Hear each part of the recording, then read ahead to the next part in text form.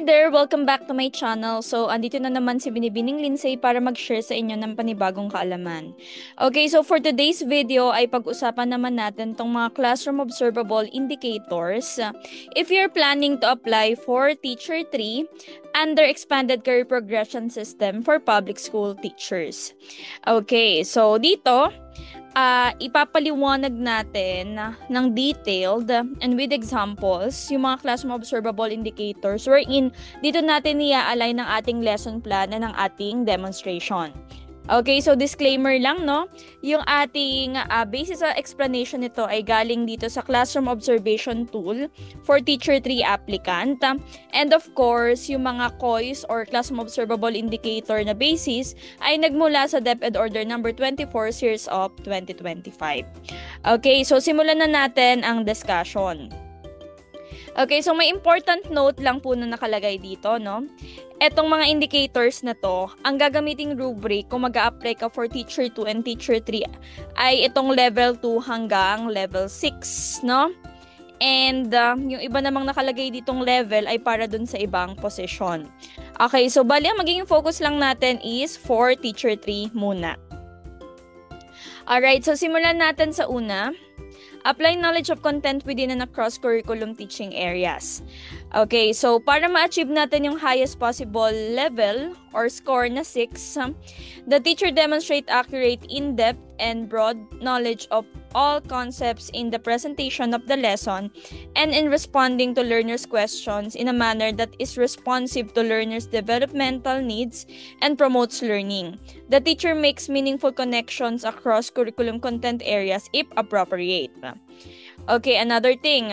For the features of practice, the teacher displays extensive knowledge of content. The teacher addresses content accurately and its focus is congruent with the big ideas and or structure of the discipline. Okay, so sinasabi dito, para makuha natin yung highest possible score pag nag-apply tayo for T3, kailangan ay ma-integrate ni teacher yung lesson across curriculum content, no? Another thing, of course, is yung mastery of the subject matter, no? Dapat may extensive knowledge si teacher dun sa kanyang concept na ipinapaliwanag. So, pag sinabing across, pag nag-i-integrate kasi tayo, meron tayong iba't ibang ways, diba? Meron tayong intradisciplinary, interdisciplinary, multidisciplinary, and transdisciplinary. So, pag sinabi kasing across, dito papasok yung integration natin sa isang subject or sa dalawang subject or yung mismong integration natin dun sa real life experiences ng mga bata. Okay, so example, magtuturo ka ng research.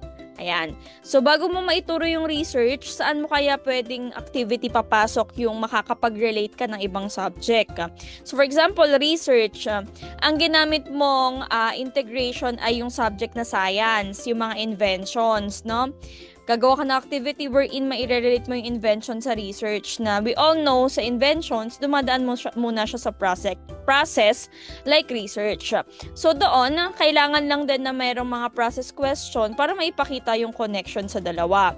So hindi pwede dito yung pinilit mo lang i-integrate. Like, for example, sasabihin mo lang nag-integrate ka ng PE kasi pinagsayaw mo yung mga bata. So hindi ganun yun, no?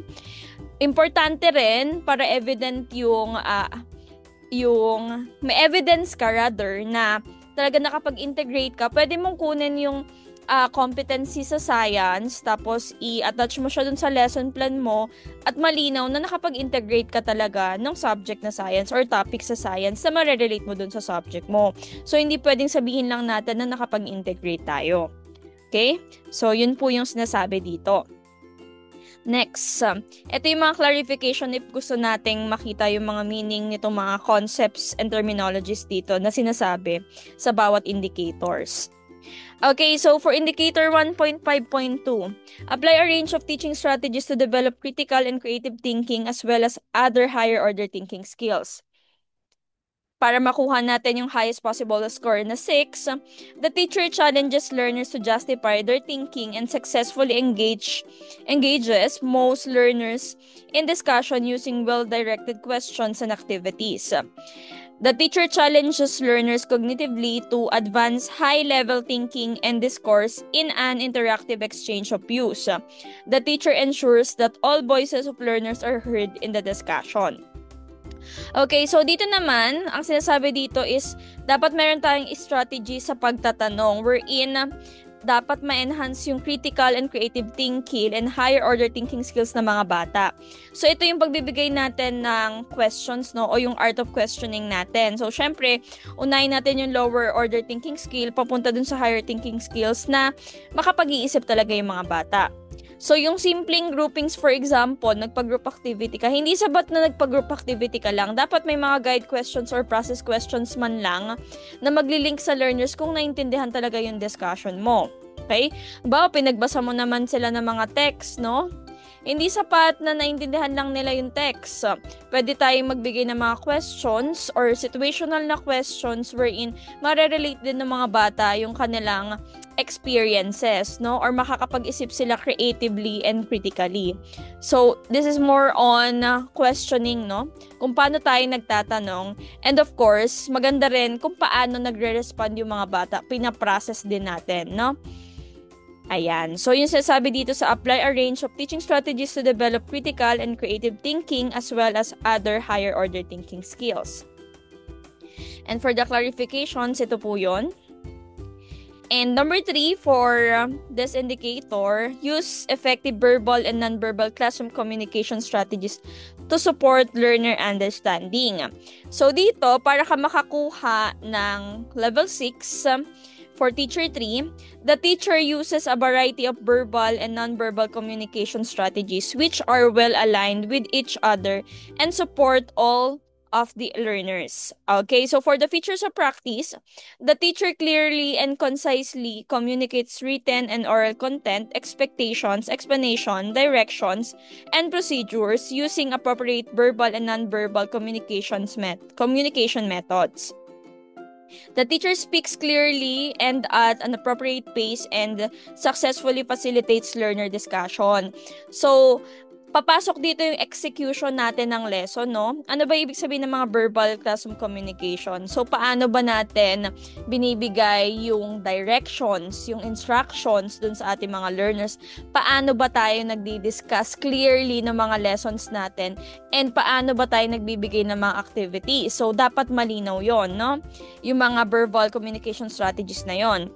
Paano naman papasok yung non-verbal classroom communication strategies? Ito naman yung paggamit natin ng mga sign or mga kumpas ng kamay natin, eye contact natin sa mga bata na talagang na-justify or nabibigyan na magandang execution yung lesson natin. Kasi syempre kapag ginamit natin tong verbal and non-verbal classroom communication strategies, syempre nabibigyan natin ng mas malinaw na discussion yung lesson na ipinapahatid natin sa mga learners, no? Nagkakaroon tayo ng connection sa kanila. So, yun yung sinasabi dito. Okay? Next. Okay, so ito yung clarifications. And another indicator for teacher 3, itong establish a learner-centered culture by using teaching strategies that respond to learners' linguistic, cultural, socio-economic, and or religious backgrounds. So para ka maka-6, the teacher employs a variety of strategies which are appropriate to address learners' linguistic and or cultural and or socio-economic and religious backgrounds. For the features of practice, the teacher delivers appropriate instruction and adaptation for individual learners' needs. The adaptation of instruction is realistic and effective. The teacher provides diverse learners with opportunities to actively engage in various learning activities. So, ilan sa mga strategies dito is yung paggamit natin ng contextualization and localization, wherein inilalapit natin sa bata kung ano yung merong culture or gamit na meron sila sa paligid nila, no? Yung mga authentic materials na pwede nating gamitin. For example, yung topic mo is pang-uri o kaya naman mga salitang naglalarawan. Okay? So, pwede mong gamitin yung place mismo kung saan nakatira yung mga learners. For example, sa Antipolo. So, pwede ka magbigay ng mga examples na naglalarawan wherein malalarawan nila yung lugar na meron sila. Yung produkto na meron sila, yung pagkain na meron sila. Okay? So, nagagamit na natin kung ano yung meron yung bata dun sa area na yon. Okay? Ayan. So, yun yung ilan lang sa examples nitong indicator na ito. Next. This is for the clarifications. Okay, the next one, last one, plan, manage, and implement developmentally sequenced teaching and learning process to meet curriculum. Okay, requirements and varied teaching context. So dito, para ka maka-6, sabi daw dito, the teacher manages well-structured lesson with a developmentally sequenced teaching and learning processes to meet curriculum requirements and varied teaching context. For the features of practice, the teacher's sequence of activities purposefully scaffolds learner toward achieving the lesson's objective. The teacher's sequence of learning activities keeps learners engaged in the content and has a clear sense of purpose throughout the class period but lacks in-depth processing of the activities. Okay, so dito naman, di ba may lesson plan tayo? So make sure na maplano natin ng maayos kung paano natin i-apply or ma-execute sa klase natin. So, lahat dapat ng parts nun ay magawa natin. Pero, of course, kailangan natin i-consider na yung plan natin na yun sa pagtuturo ay naka-align pa rin dun sa objectives or goal natin ng lesson. Okay? Kung makukuha ba or ma-achieve ng mga bata. And of course, let's say for example, do sa first activity, active sila. So, kailangan natin ma-maintain yung ganong attitude ng bata throughout the lesson, no? Hanggang last part. Kasi, dito natin makikita kung na-engage ba sila or natututo ba sila dun sa tinuturo mo. So, hindi lang natapos mo yung discussion mo. Dapat natuto talaga yung mga bata hanggang assessment na ipakita natin na talagang nailapat nila yung alam nila at natutuhan nila dun sa subject mo. So, hindi sapat na natapos mo lang, no? Dapat natuto talaga at na-engage yung mga bata dun sa mga activities na pinagawa mo. Okay, so yun lang naman po yung 5 na dapat nating paghandaan if gusto natin mag-apply for Teacher 5. So, thank you so much po. Sana po ay nakatulong ako sa inyong pagpe-prepare for your demo teaching under Expanded Career Progression System for Public School Teacher na application. Bye!